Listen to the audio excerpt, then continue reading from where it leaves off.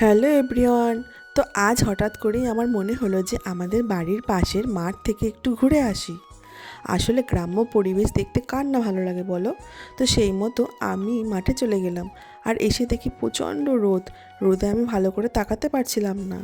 তোমাদের কার কার গ্রামে বাড়ি বলো তো। তো দেখো চারিদিকে শুধু মাঠ আর মাঠ।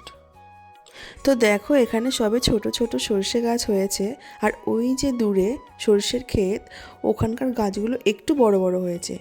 তার পাশেই দেখো কত বড় কলা গাছের বাগান। আর এই মাঠের পাশেই আমার এক মাসি বাড়ি। তো মাসি বাড়িতে দেখো কত সুন্দর লাল শাক হয়েছে।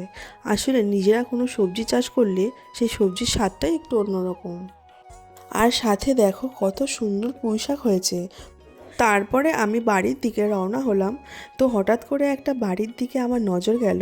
তো দেখো সেই বাড়িতে কি সুন্দর নানান রকমের ফুলের গাছ। তো দেখো একটা প্রজাপতি কি সুন্দরভাবে ফুলের মধু খাচ্ছে। আসলে এই সব দৃশ্য দেখলে সত্যি মনটা খুব ভালো হয়ে যায়।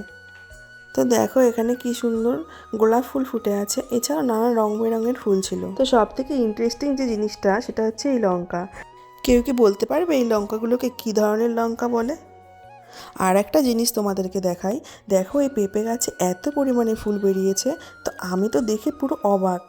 তো পাশে আর একটা পেঁপে গাছে দেখো কত সুন্দর পেঁপে ধরেছে।